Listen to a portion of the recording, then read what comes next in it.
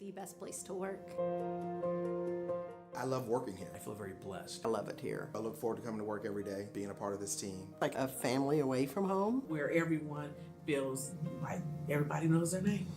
A city that supports you. We see that with our benefits. A pension, vacation days, job security. Being able to be heard. We feel valued.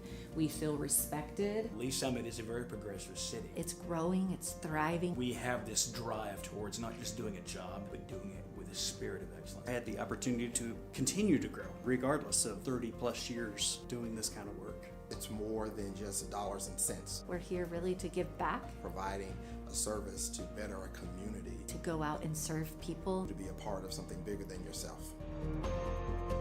If I would have known what I know now, years ago, I would have been here much sooner.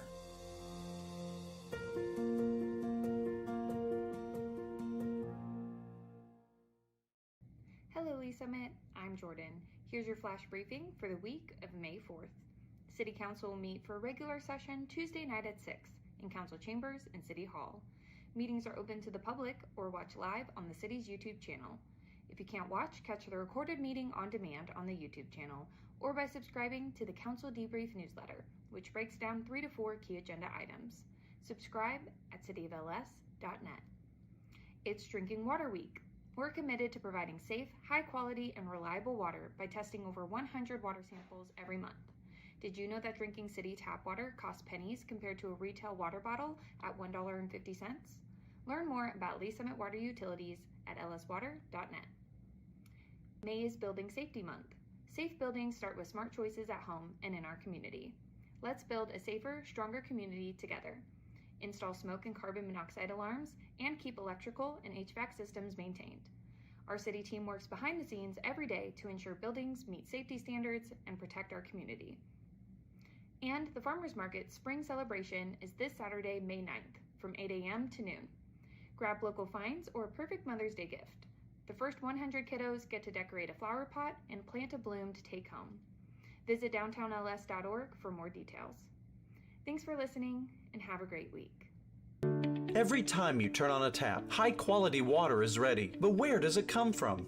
In Lee Summit, water flows from 2 trusted sources, the Missouri River and its surrounding aquifer. This water is collected and treated in the cities of Independence and Kansas City.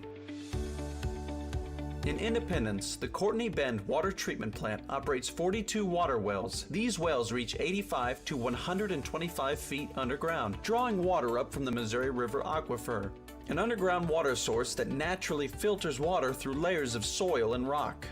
The facility filters, cleans, and softens the water before pumping up to 7.5 million gallons a day to Lee Summit.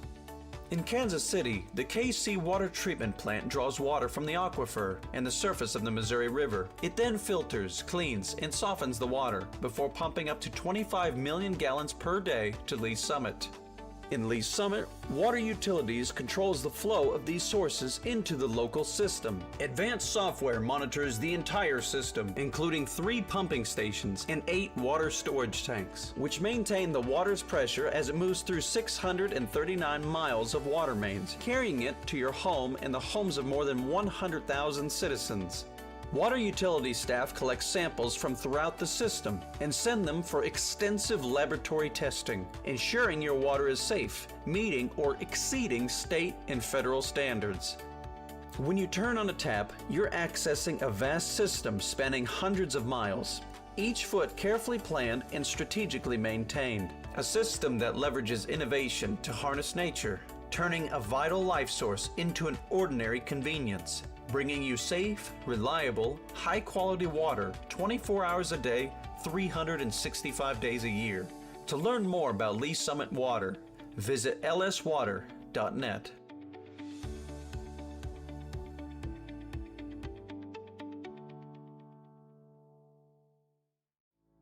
Traditionally, we think as police officers, those responding to law enforcement needs within the community. But honestly, we are there to serve our citizens, and our citizens do go into crisis. They do have mental health crises, and we're being called to those scenes on a regular basis. In order to help serve those citizens better, we did initiate the Crisis Intervention Team Program. These are officers that are specially trained to de-escalate crisis situations, Recently, we've brought co-responders onto the scene, licensed qualified mental health professionals housed within our police department, and they respond with those officers directly to those scenes where a crisis is occurring so they can interact with that citizen and get them the help they need right there on that scene. The co-responders are either bachelor or master level in a behavioral health related field. They wear plain clothes, they don't carry weapons or anything like that. I have a police radio that I listen to all day. Listen for, those key words: mental health, behavioral health, crisis. There's a lot of officers that just call for me. I have my own radio number. I also have the ability to self-dispatch to them and say 982 is en route. Officers en route, 914, Armstrong. So typically I arrive after they've made it safe. I'll make contact and get kind of the rundown, and then I just kind of jump right in. I'm like, hey, my name's Allison. I'm a mental health professional. I'm here to help you. I'm not here to take you to jail or arrest you. Sometimes all a person needs is a voice, someone neutral, someone outside that, can listen. I do a lot of safety planning, including family, their support network, who's close to you. If they're home alone, who can come over and hang out with you today? Can we lock away your sharps? Can we put up your meds? Do you need meds? Can we get you over to the urgent care to get you assessed for your medications? Some of them also are like, oh, I'm so glad you came. This made me feel so much better. Our main goal as the co-responders is to, one, get people connected to the services that they need, and also divert from emergency rooms and jails. And they almost get a different view of the police responding. That lets me know you care and the officers care. Please, how can we help you? My husband In 2020, we had 722 mental health related calls for service. 2022, by that time, 1,479. These mental health related calls for service are increasing. How we're responding to that is increasing the number of crisis intervention team officers we have available, as well as the number of co-responders we have available to respond on these calls. So what I think is important for the community to know about the co-responder program is that we're here, we exist. All you have to do when you call 911 is ask for us. Say, hey, I want a co-responder to respond to this crisis, and we'll go. I was really struggling about 8 years ago on my personal journey with mental health, and I met some amazing social workers and amazing programs that have helped me get to where I am today. I really couldn't see myself doing anything else. We want to help, and that's what we love to do.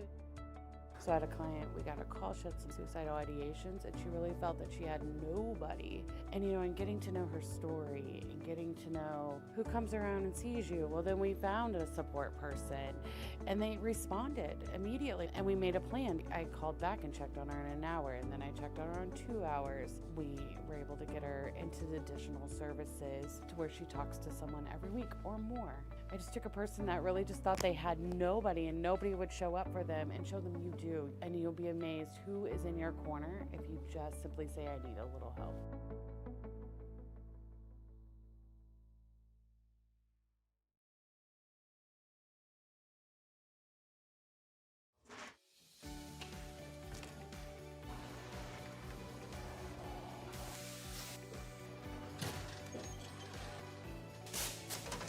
Welcome to the Lee Summit Sign Department. We are going to walk you through our process from start to finish. We make signs as needed here. It's not like we just go out into the field and place a speed limit sign here, or no parking here. Our traffic engineers, they go through and they'll do field studies. They'll send us down an engineering work order for us to go out, place new signs or remove signs as needed. Coming from the material, our blanks come in and they're just aluminum blanks. We can put our white, our red, our fluorescent yellow, green, whatever. And basically what it looks like is just that there. Throw it up into the roller.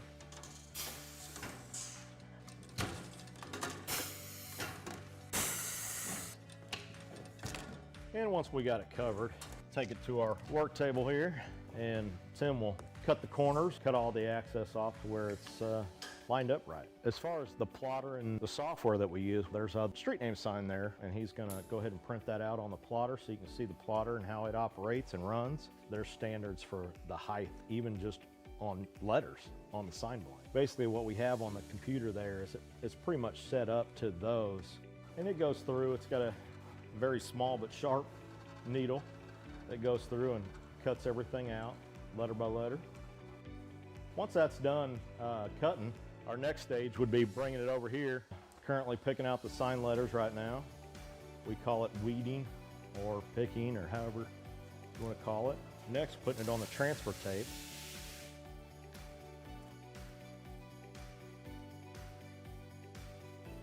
Then after it's taped, we bring it over to the roller. That's where we apply it to the actual sign blank.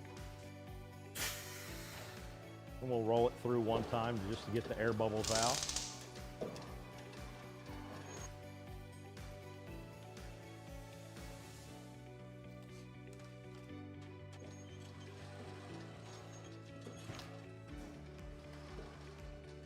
And the last stage is basically just taking the transfer tape off the front of it.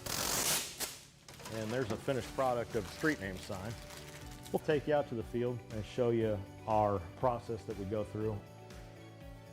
We're gonna go out and follow our sign guys and get something installed for you. This is where we check our underground utilities. Tim, you got AT&T? AT&T's back here. Evergy, Google, so we should be good to go. We normally put all of our stuff together out in the field.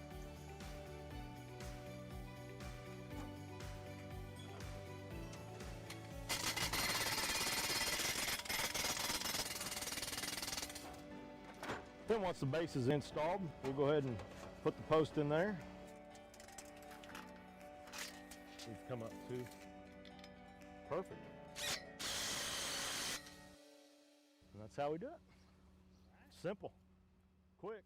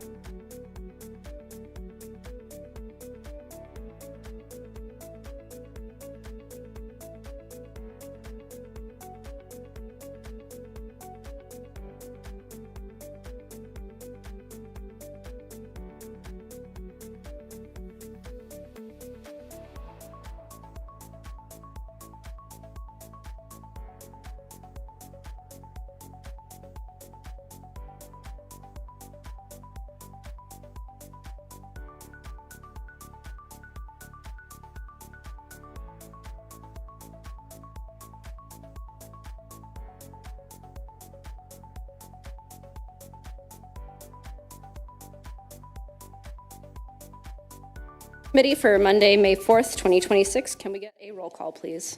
Councilmember Carlisle. Present. Councilmember Funk. Present. Chair Shields. Here. Thank you. Next item is approval of our agenda. I would look for a motion, please. Chair, I move the agenda as published. Second. I think we have a motion and a second to approve the agenda. Can we get a vote, please? Councilmember Funk. Aye. Councilmember Carlisle. Aye. Chair Shields. Aye. All right. Next on our agenda is, well, first I want to say welcome, Councilmember Carlisle.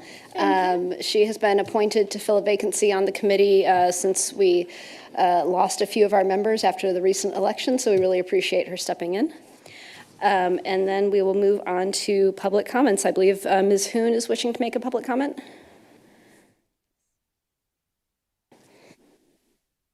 If you can just state your name and address for the record. Yes, my name is Elizabeth Hoon. I live at 204 20th Avenue North in Greenwood, Missouri.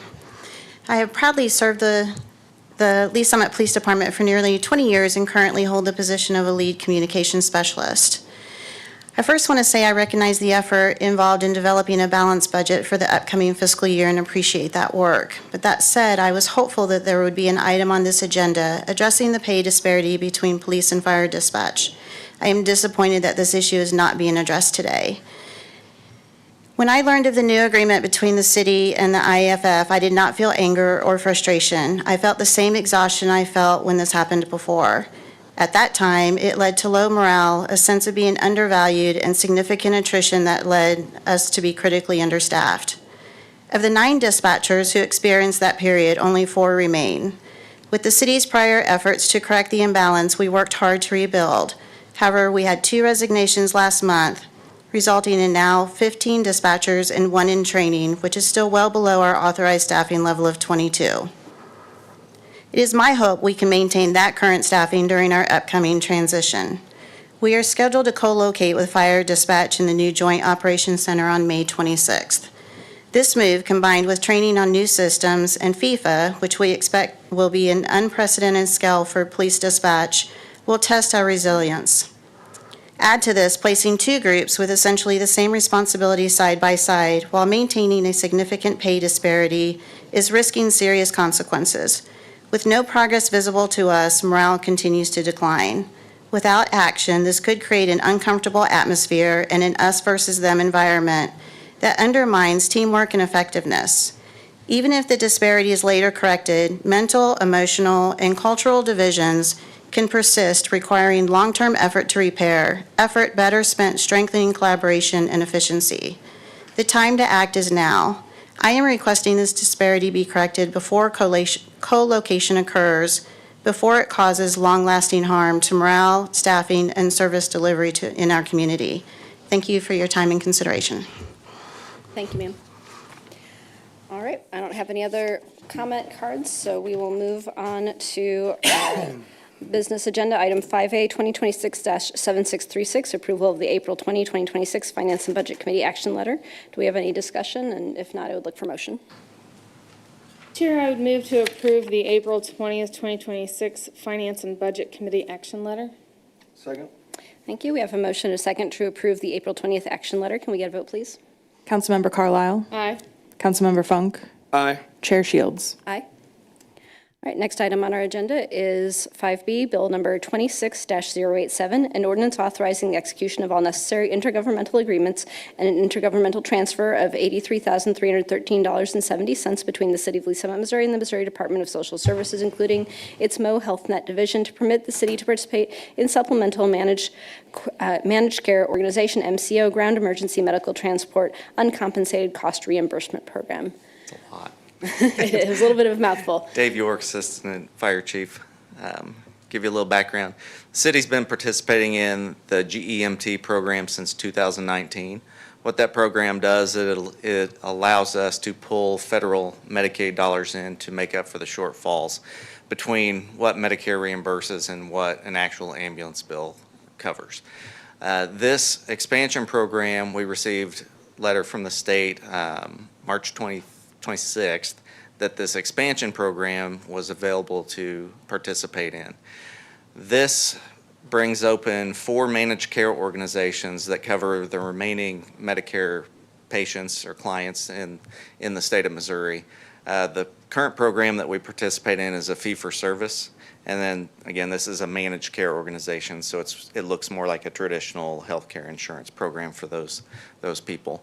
The numbers that you have there, the $83,000 is the intergovernmental transfer that's required to pull down that federal fund balance of the 300 plus give or change. So that's what we're here to ask. So essentially, this is a way to get some additional federal funds in to help Correct. cover our ambulance services? Yep, covers the shortfall of the funds that what we typically receive from CMS or Medicaid. And those numbers there for a 6-month period. They started out with part of the year, and then they're hoping to go to the other. Medicaid or Medicare or both? Medicaid. Medicaid, okay. Yep. I think you might have said Medicare a Under couple or of times. uninsured. But totally fine. Yeah. Just want to make sure I understood. Medicaid. Okay. Do we have any other questions from the committee? I do, actually. Yeah, please. Sorry. Yeah. So the 83,000 here, that's what we have to give to get what?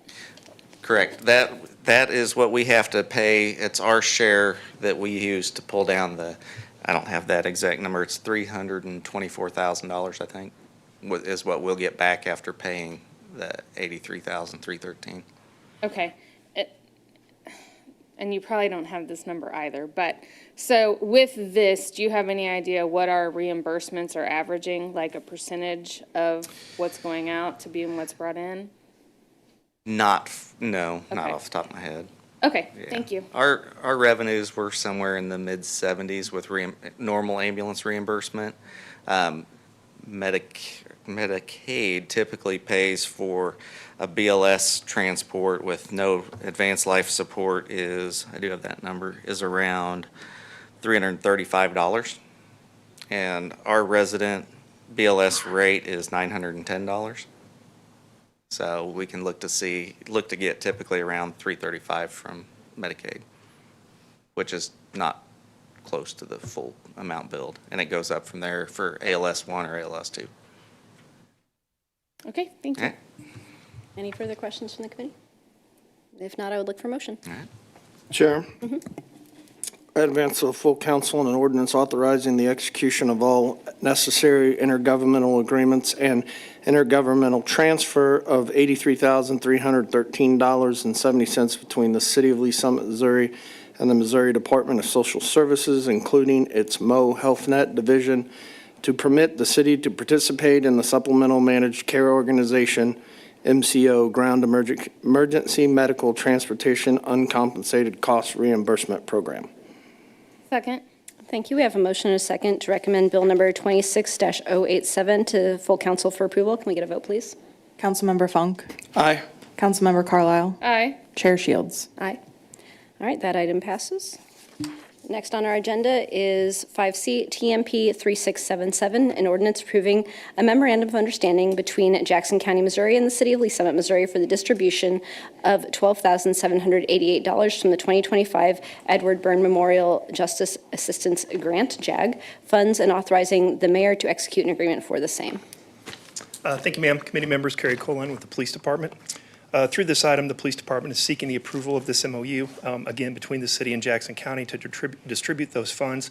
This is a bit of a unique grant. It's a pass-through grant. We didn't apply for it, nor do we manage it. Jackson County applies on behalf of the city and 4 other cities, and they manage all reporting requirements during the grant cycle. The awarded amount, in our case, $12,788, is determined by the DOJ using a formula set by federal statute that takes into account population and crime data. Our awarded funds are going to be used to purchase 8 Glock training pistols and all accessories to conduct force-on-force training to supplement our current firearms and virtual reality training. This training supports decision-making under stress, use of force judgment consistency, and de-escalation training. Our current stock of force-on-force equipment is dated, and we currently have not budgeted for its replacement. With that, we seek approval of this item. We believe it's a clean use of federal funds to enhance training with no budget impact. And I'm happy to answer questions. Thank you, sir. Do we have any questions from the committee? Thank you, ma'am. That's a pretty easy one. Thank you. Seeing no questions or discussion, I would look for motion. Chair, I would move to advance TMP-3677 to full council for approval. Second. Thank you. We have a motion and a second to recommend TMP-3677 to full council for approval. Can we get a vote, please? Councilmember Carlisle. Aye. Councilmember Funk. Aye. Chair Shields. Aye.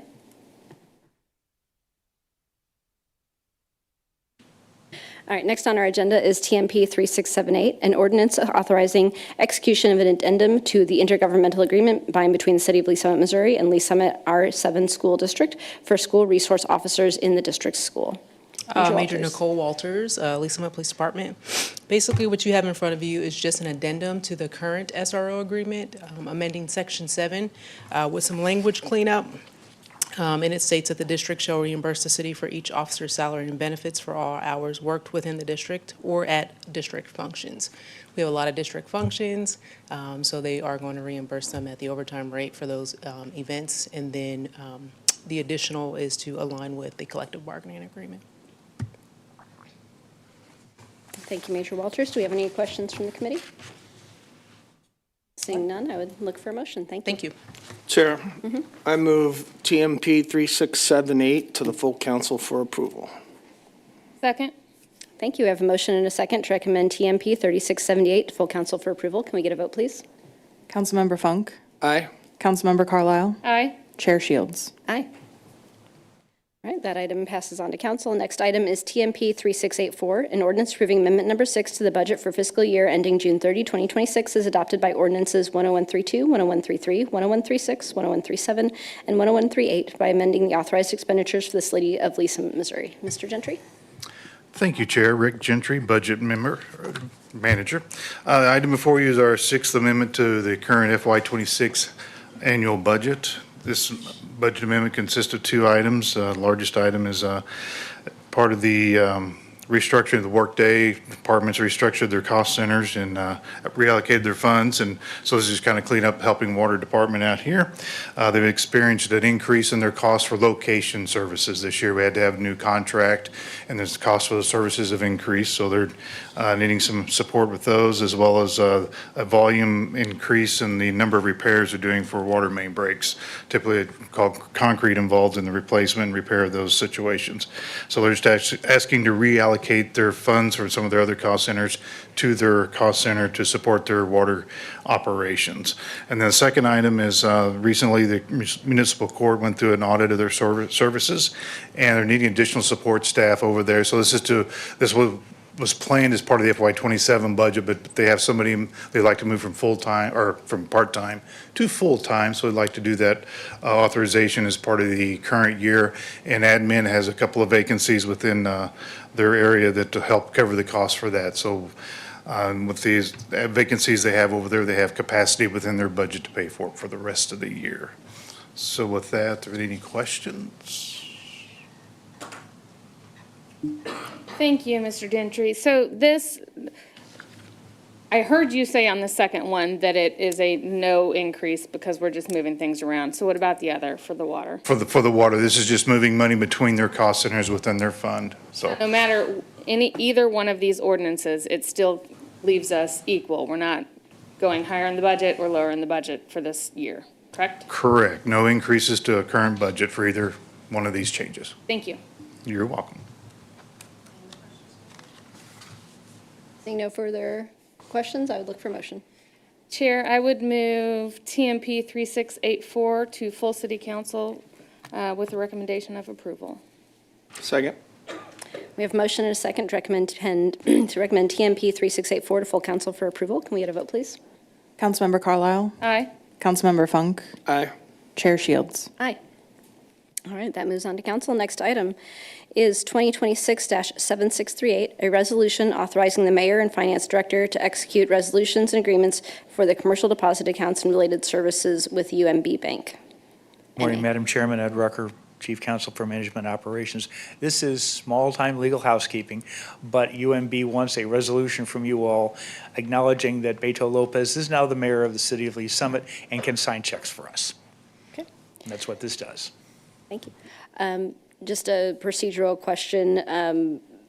how does it work voting on, do we need to have the full council? Are we recommending this resolution to the council No, for full- approval? we'll go to full council after this. Okay, so But we're it's just making our finance and normal. budget stuff, and so you should hear about it first. Yeah, absolutely, but just making our normal motion to recommend to council for approval? Yes, Okay, thank you. perfect. Any questions from the committee? All right, I'd look for motion. Chair, I recommend item 2026-7638 to the full council for approval.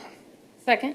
Okay, thank you. I have a motion and a second to recommend item 2026-738, resolution authorizing the mayor and finance director to execute resolutions agreement for commercial deposit accounts related services to UMB Bank N.A. to full council for approval. Can we get a vote, please? Councilmember Funk, Aye. Councilmember Carlisle, Aye. Chair Shields. Aye. All right, that moves on to full council. Next item is 2026-7634, the city manager's presentation of the FY27 budget. We have discussed this matter in this committee previously. I believe Councilmember Carlisle, you've gone back and watched that hearing, so you're pretty well up to speed. Based on our starting cost and revenue forecast, we do have a gap to close in our budget. And so the city staff, I understand, has been working through evaluating where we are in FY26, and we're going to see a little bit of information about that, and then some different possible scenarios of how we can close that gap for FY27. So does that kind of tee it up for you, Yep, Mr. Dunning? perfectly. Teed it up perfectly. I'm Mark Dunning, City Manager. I will come back, but to tee up the discussion about our current fiscal year, FY26, we'll call Eric up to give you that overview, and then I'll step in after he does a quick snapshot on our fiscal year 26 budget right now.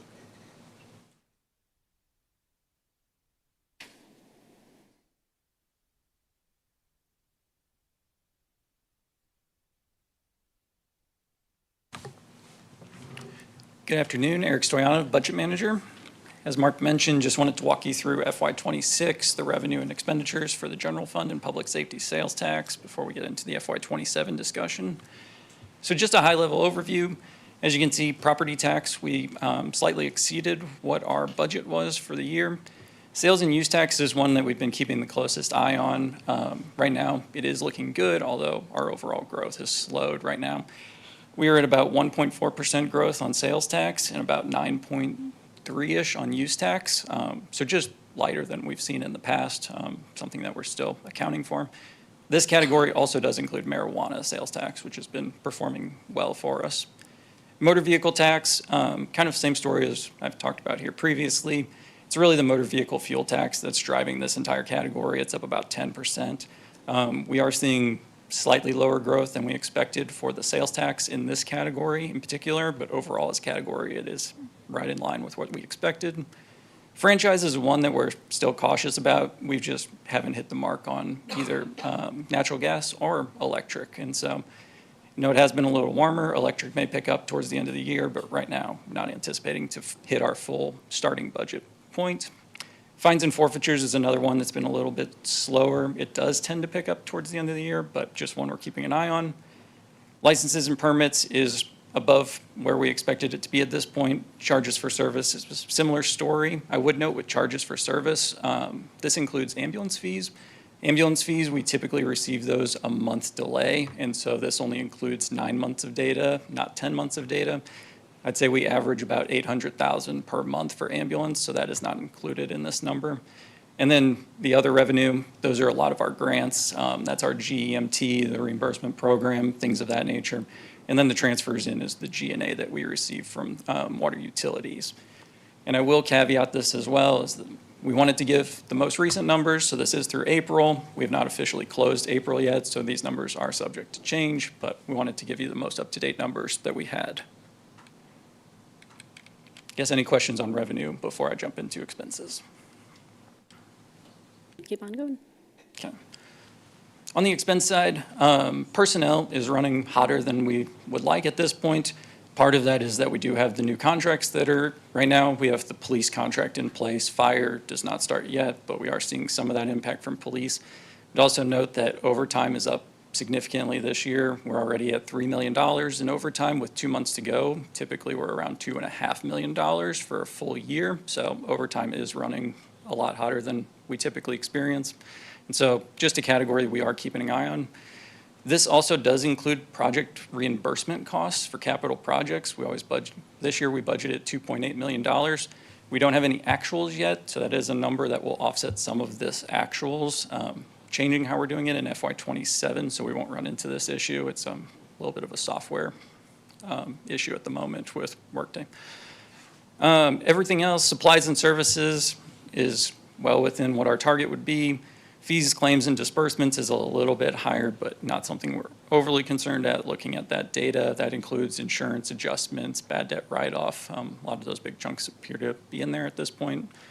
Capital, I'll just note that this is something we have to adjust internally.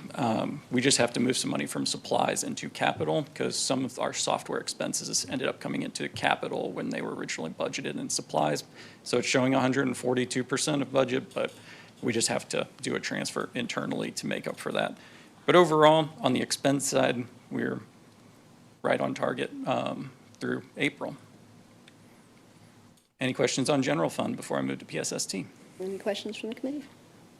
Nope. Oh, yep, please.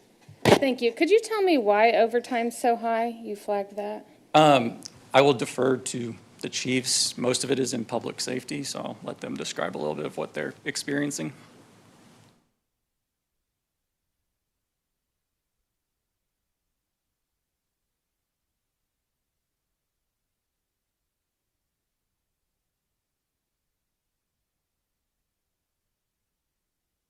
Hello, John Bunker, Deputy Chief, Police Department. We're approximately 95% spent. When you take in the grant reimbursements, which is sitting at about $250,000 right now, that brings that back down. So our overall is more closer to 7 or 8%. Oh, okay, so we just don't have the evening out yet, but you're really not that far ahead Correct. than you will look like at the end of the year. Correct. We're going to be over, but prediction of what that looks like, it's hard to predict that. Okay, thank you. Mm-hmm.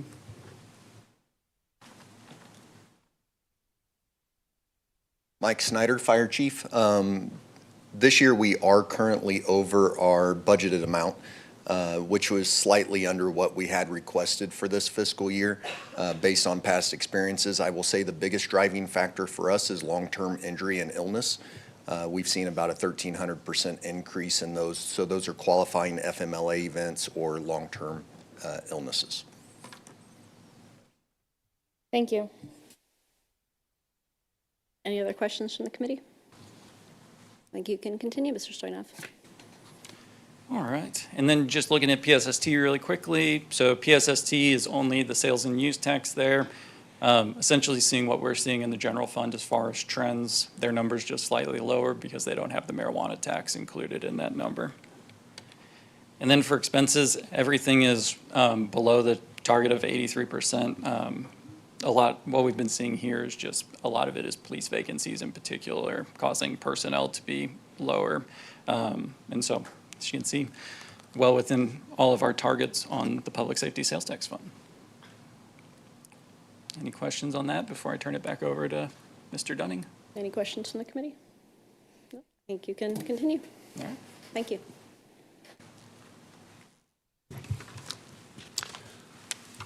Okay, I'll try to pick up, I know we had our last finance and budget meeting on April 20th, and at that point in time, we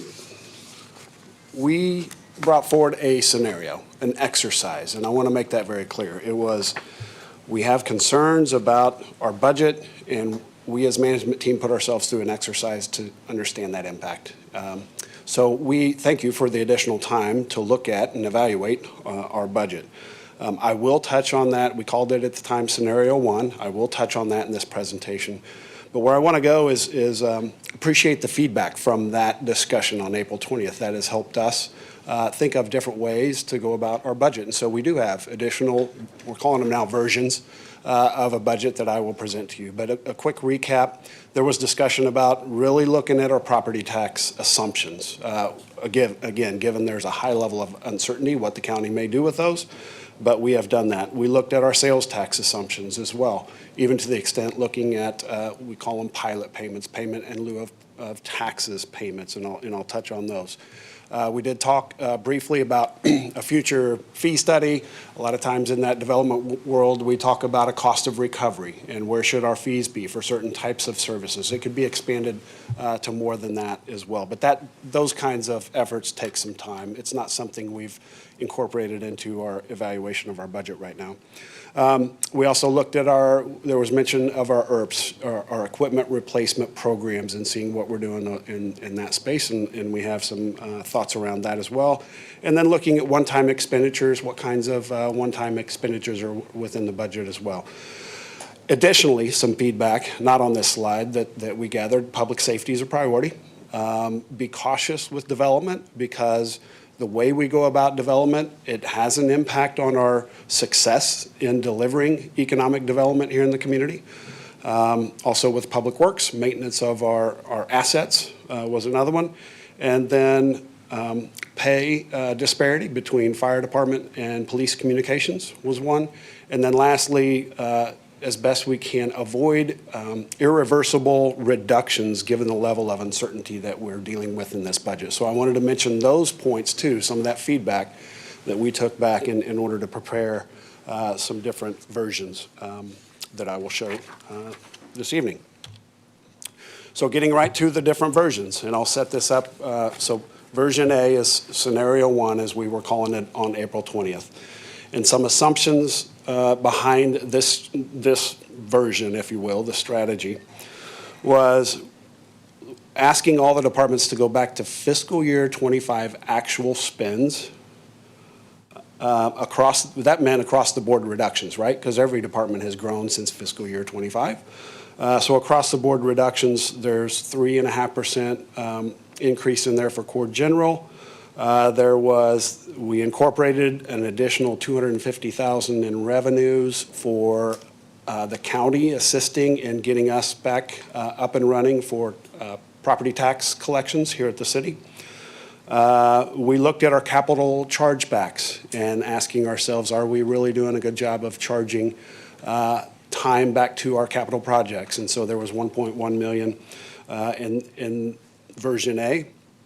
Then we looked at, okay, what was those impacts of reducing back to fiscal year 2025 actuals? What that told us was that was about $4.6 million in operational reductions and then $7.6 million in personnel reductions. That's a variety of between filled and unfilled positions. I do want to make that very clear. So that is that foundation that we brought forward on April 20th. Again, not that we're recommending that. That was an exercise. And then we had discussions about seeking input and tying things back to many of our strategic plans, citizen survey, things of that nature. So what that told us, and I'll go through this as well, we would have reduced further should we have put that version in place, and then we would ask ourselves, okay, 1.6 million, what do we need to add back in that we had removed from that exercise?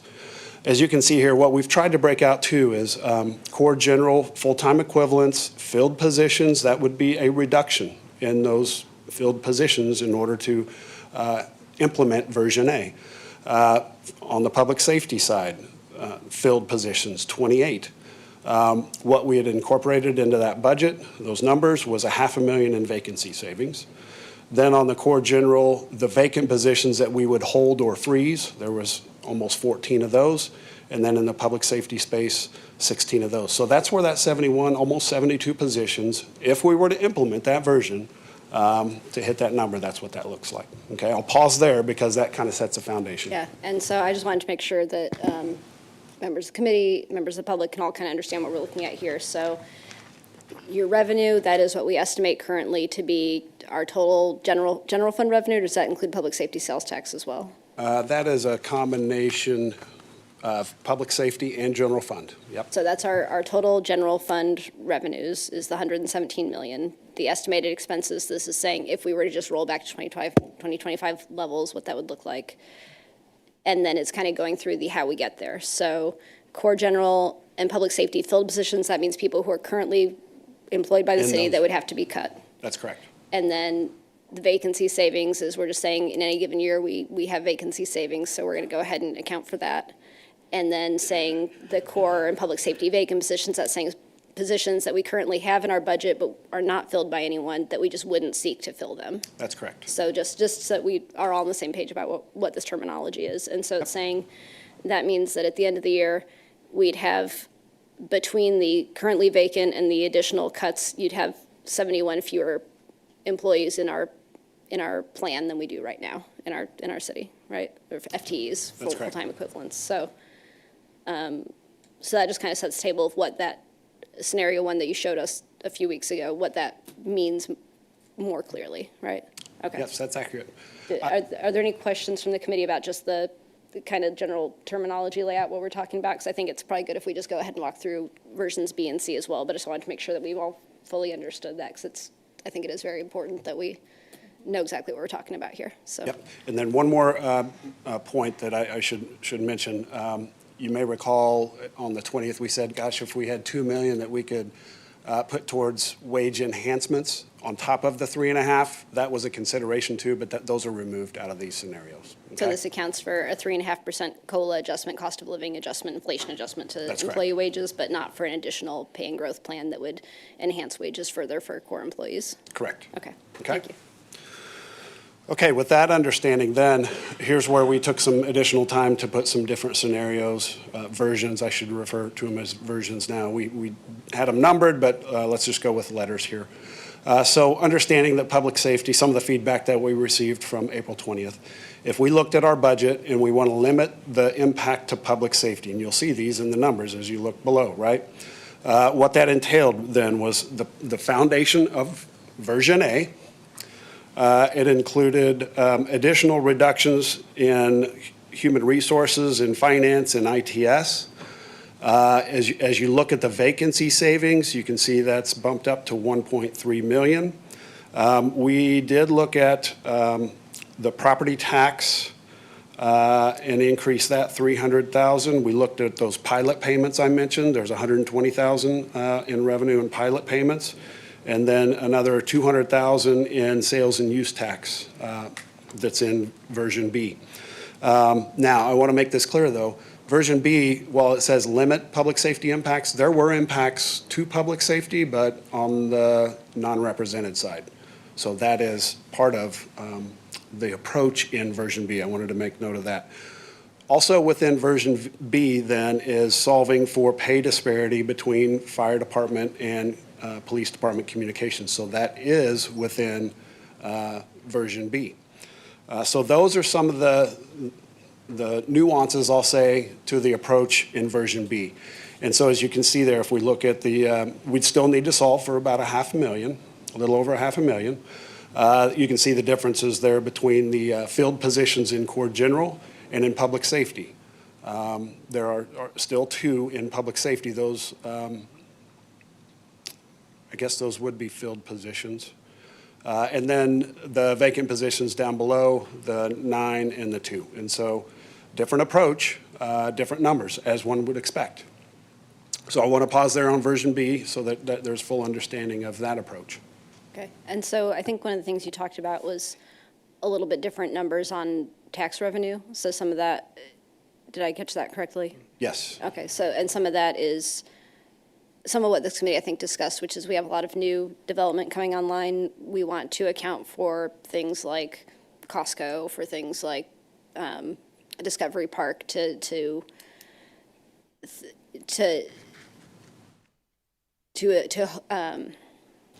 know that those things are coming online and kind of see how we can account for that in our budget, even if we don't have exact numbers yet and we don't know exactly what to expect. We want to plug something in so that we're not just discounting that, correct? That's correct. And I'll mention, we did take a look at, I'll say, some of the big 3 projects, Discovery Park, Oldham Village, East Village. And we can look at their modeling through the approaches there, but what we don't know yet is, how much of that is actually new. And so we wanted to, I'll admit, right, we're usually conservative on those. And so, have we gotten to a higher revenues? Yes, we have. Are we still comfortable? Yeah, otherwise we wouldn't bring those numbers forward. Mm-hmm. No, I appreciate that. So I know we've all had a lot of discussion that if you look at something like a Costco, that there's folks coming from out of town, there's folks that are in Lee Summit that used to go out of town to do that shopping, but then there's also folks who maybe would have been shopping at a Walmart before or something like that. So you want to make sure that you're not over counting that, but that we are taking it into account. That's right. And even folks that may drive through Lee Summit to go to a certain store that may not go through Lee Summit anymore, right? Outside of the Lee Summit area that may choose to shop here in Lee Summit. So all those kinds of factors go into that. For sure. Do we have any questions about version B before we move on to discussing what version C looks like and how it's different? Yeah, please. Could you just real quick, you said reductions in, and then you named off the departments, and I didn't catch all of those. Could you say that again? Oh, in this version, it was in Human Resources, Finance, and ITS. Just looking at some of those internal services and how we approach all three of those services are critical, right, to support all of the services we deliver, but just thinking differently in that space, those spaces. Thank you.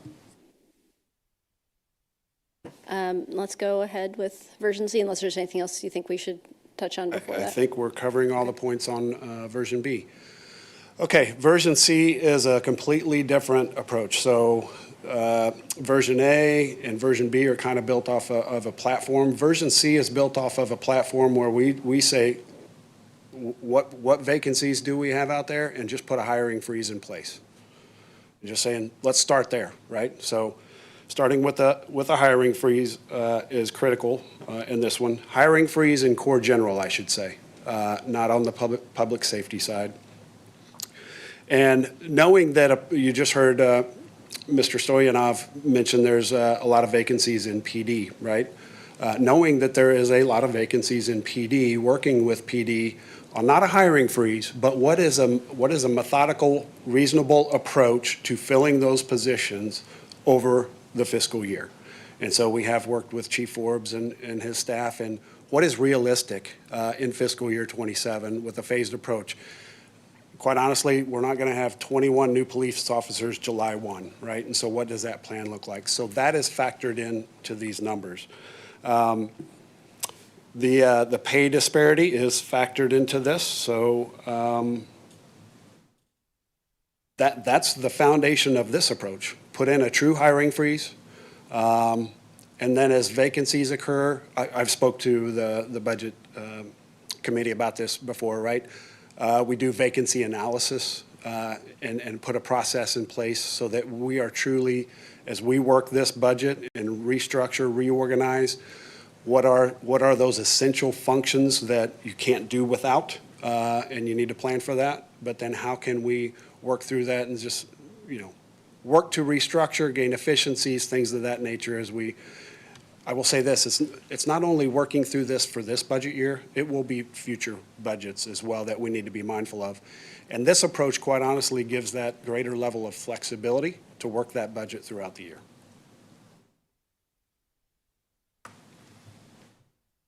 Does version C account for the dispatcher pay issue as well? Yes, it does incorporate the pay disparity difference, and you can see the difference here too. $2 million in vacancy savings. We looked at our three-year averages, a three-year average in our vacancy, and it's right at $2 million. Again, though, a big portion of that was in public safety. But when you say, when we're talking about bringing on more officers, we know even in a year with no freeze where we're doing our very best to recruit, we still tend to have some vacancies. So Yes. Knowing that we're going to do our best to fill those, but also that we're going to account realistically in our budget for the fact that we may have trouble having them all filled all year, and then that we can, gives us a little bit more flexibility and breathing room as we look at some other things that we've got to address. That's correct. And just for a little foundational awareness, right? Within law enforcement, you go through the academy, right? And it's a whole process. It's not like, now, lateral transfers coming in, they're a little quicker on the street, right? But bringing on, we'll say, new hires in PD, if they're police recruits or new to law enforcement, they go through academies. So it's a long process. And that is one of the factors that, you're up against in trying to chip away at those vacancies. Is it takes time to bring them on and to truly fill that vacancy.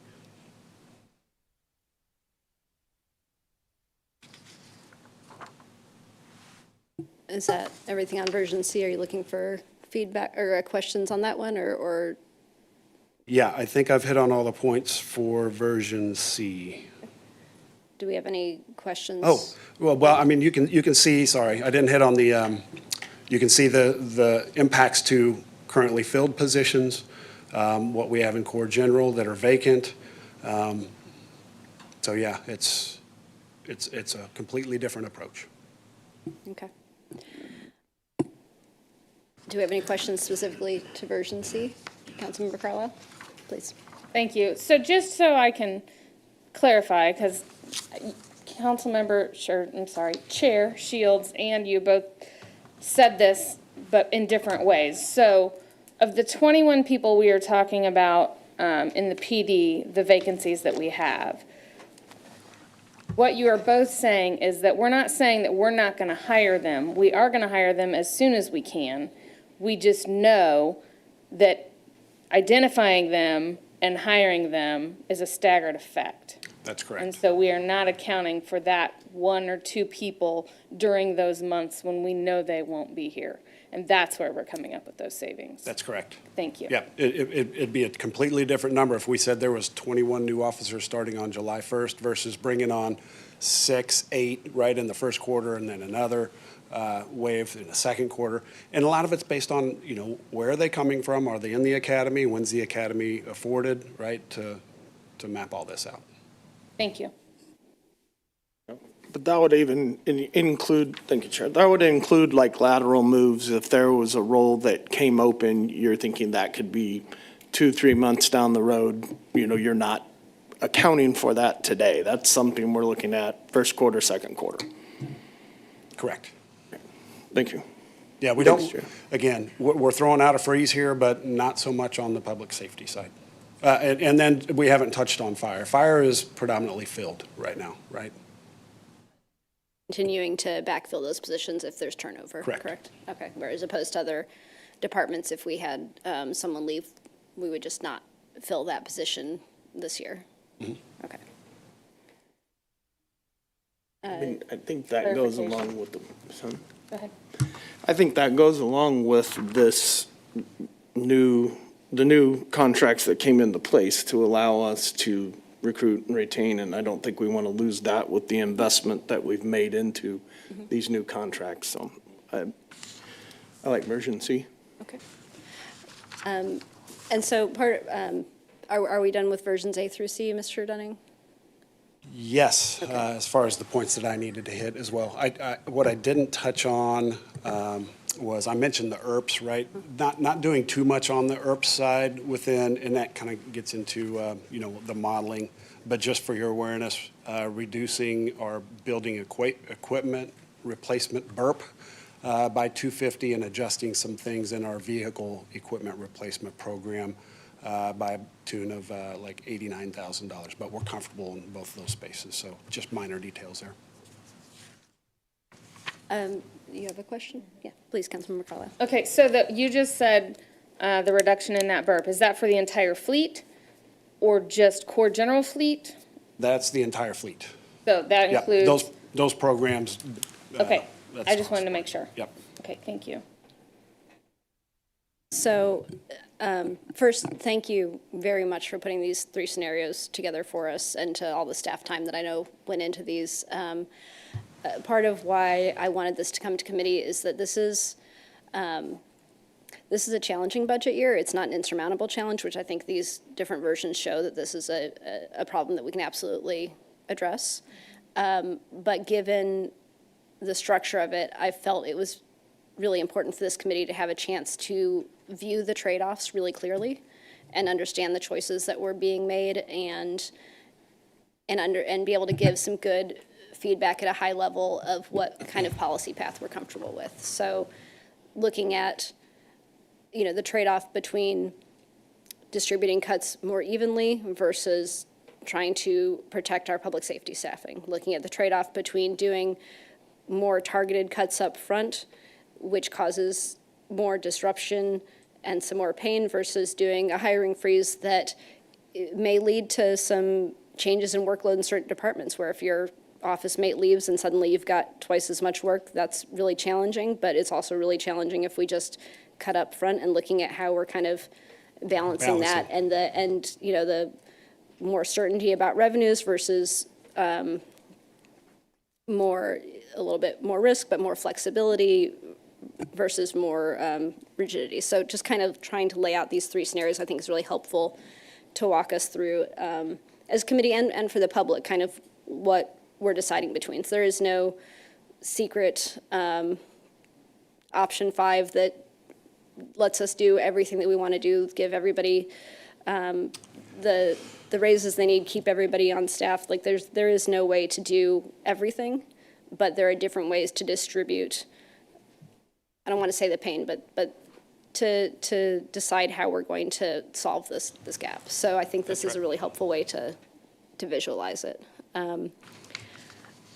I think as Councilmember Funk that version C makes sense to me, that giving time to work through these issues, giving time to try to find places where folks may fit better in the city. So if you have a vacancy come open, maybe there's somebody that you have another department that could move into it. Trying to find ways to minimize the disruption, maximize service levels, and work through it as we see how these revenues come in and how these assumptions hold, because any budget is always going to be based on projections. We don't know for sure what the revenues will be. We don't know for sure what the vacancies will be. You know, we don't know who will leave us over the course of this year. We always hope that all of our employees want to be here for 30 plus years, but we know that's not always the case. So we have to see how that shapes up.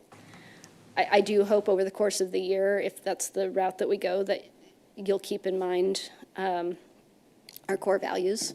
Yes. Stewardship, Integrity, service, excellence. integrity, that we are going to be good stewards of taxpayer money. We're going to be very careful with how we use it. We're going to make sure that we're providing the services that our residents expect, and we're going to do it transparently with integrity. So I think having this public discussion of the choices that we're making is really important to that integrity piece, to people seeing in a transparent way what's being weighed by the council, by the staff, as we make these decisions. I think that's really important to the public trust. So I know that it's difficult to present work that's not 100% finished, to present different options that each have their own challenges. Impacts, but I think it's really important that we do this publicly, and I do appreciate that we are. So those are kind of my overall thoughts, except to say that I think no matter what scenario we pick, we need to have really serious quarterly check-ins and a really serious mid-year check-in.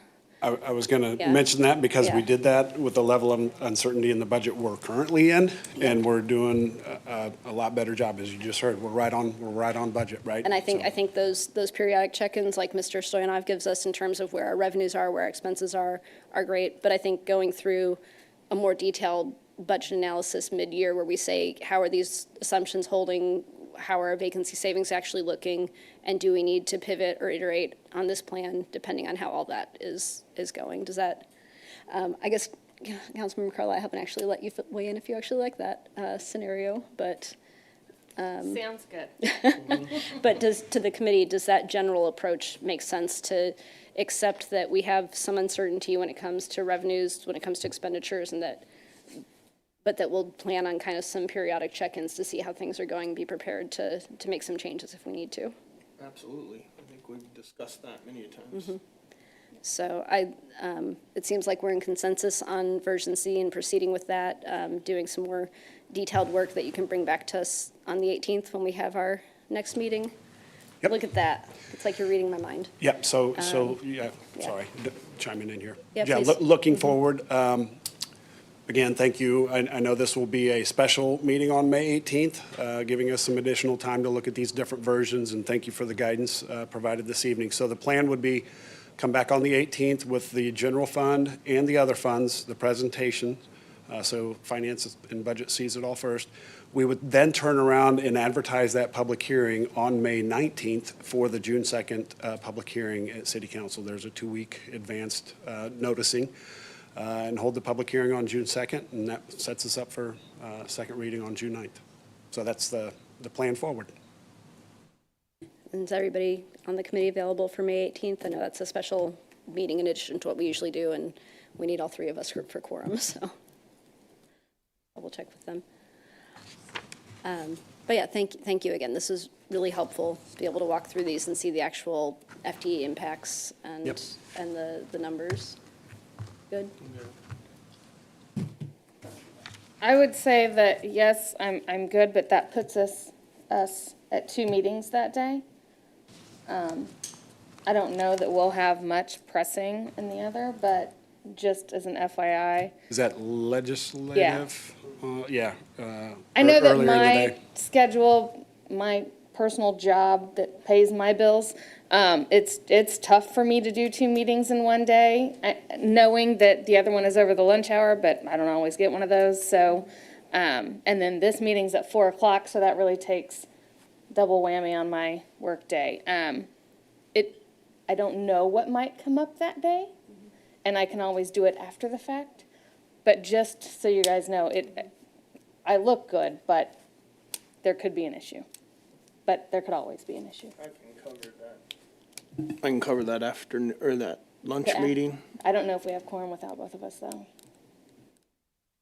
You're in that. Are you in it too? Legislative, Yeah, you are. and we'll have the mayor. And we'll have Quorum the if you- mayor if you have to miss Okay. that meeting to make this one. Perfect, And thank I- you. Okay. Okay. On-the-job problem solving right up here. So, okay, and then did you have one additional slide? Did you want to Oh. go through that last one? I did. I forgot about that one. We added this kind of as a,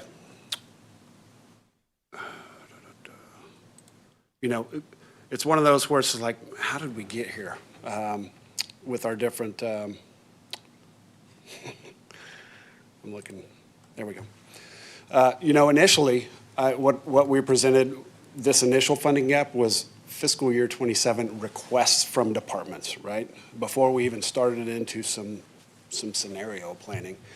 And that was, the gap at that point was 13.4 million. So through these different exercises and looking at the budget, again, we went back to, if we did fiscal year 25 actuals, how much might we save there? We reduced, we call it other supplies and services by 2 million. Just chipped away at, how do we get to a balanced budget? I mentioned the core general that we'd like to do, to implement, but we need to get through a pay and growth plan. Then we added back in public safety after hearing the feedback. We looked at the revenue enhancements, looked at our trends in our vacancy savings. So you can see how we chipped away over time to get at the gap. So this is just kind of telling the story slide. Thank you, that's helpful, and I apologize for the looks on our faces. It's just because Councilmember Carlisle touched a wire and all of our monitors went blank. Oh. But that was just pure technology issue up here, so your explanations made perfect sense. Okay. So this is saying, that $13 million gap number seemed kind of scary, but here's how we took it down to a much smaller gap that we think we can work through as you work through final budget numbers to Yes. come to a balanced budget. Yep. Okay, so saying, going back to, rolling back to a couple of years ago and looking at, just some kind of across-the-board reductions, but we're not going to cut public safety personnel as we discussed. We are going to start billing CIP projects and other things like that a little bit more intensively to recover some costs there. We're accounting for the vacancy savings that we have every year. We're going to do a little bit of those ERPS reductions that you talked about and the hiring freeze that we discussed, and that takes us down to less than $1 million gap, which you'll work through before you bring us that final budget, right? Correct. Okay. Any questions from the committee? I think this is a very helpful slide to show how we got there. Okay. So, And I will say this too. I recognize this presentation wasn't in the packet because we were still putting numbers together. We will get this updated on the website so that it's there since it was presented this evening. if I sound overly knowledgeable about it, I did see it a half an hour before this meeting, so. I'm sure I would have had time to look at it. It was a little, but I appreciate you guys getting it to me so that I had time to work through a few questions in my head. And Sure thing. all right, do we have any other questions or discussion from the committee regarding this? No. Thank you all so much for your work on this, and we look forward in a couple of weeks to seeing a more refined version. Thank you so much. Thank you. And I really do appreciate the council having the opportunity to have some real input on the priorities. I know a lot of years we just see a budget presentation close to the end of the fiscal year, would give a thumbs up or a thumbs down. And this process, I know it felt a little bit maybe messier. But I think it was really helpful to be able to have council involved in these discussions earlier and make sure that we had an opportunity to really weigh in on the priorities, make sure that the concerns of our constituents are taken into account when we figure out these priorities. So thank you Yep. very much for this I very process. much appreciate the opportunity. Yeah, all right. All right, next item on our agenda is 2026-7565, Report Investment Portfolio Report for the quarter ending March 31, 2026. Ms. Brockhouse?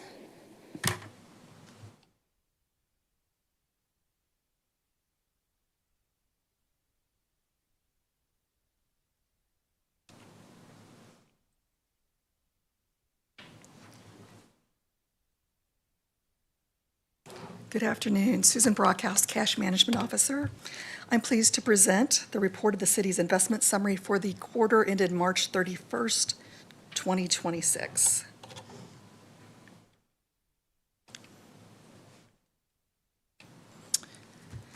The total portfolio as of March 31 was $318,609,989. You'll note that 70.18% of the portfolio was invested in U.S. Treasury securities, 6.86% in U.S. government agency securities, and 11.9% in demand deposits. The portfolio's remaining 11.06 balance is the 2025A GO bond proceeds that have not yet been expended.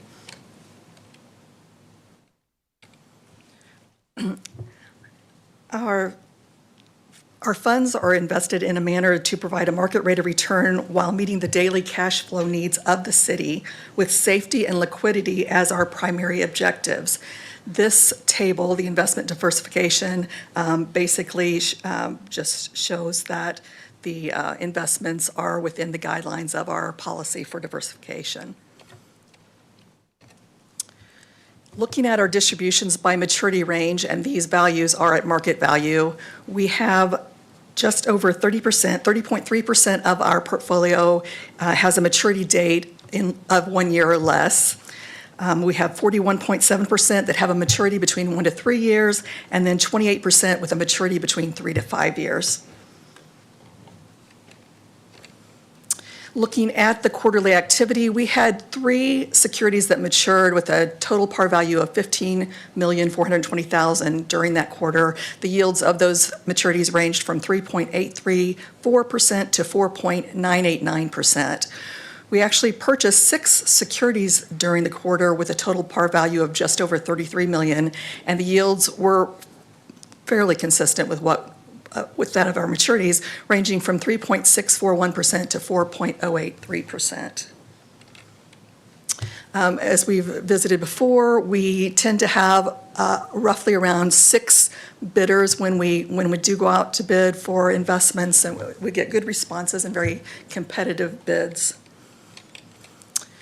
And then finally, our mark-to-market adjustment for the quarter, our fiscal year-to-date mark-to-market allocation allowance amount is $5,935,514.45. We had just over $1.7 million in a quarterly adjustment.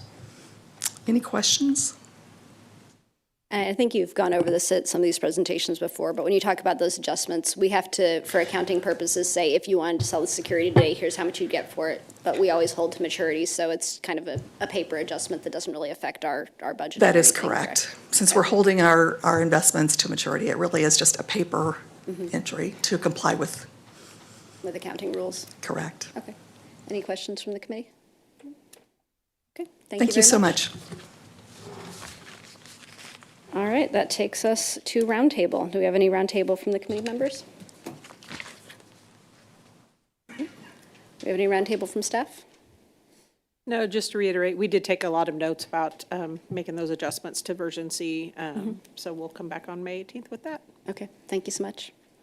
All right, then we will adjourn this meeting at 4:59 p.m.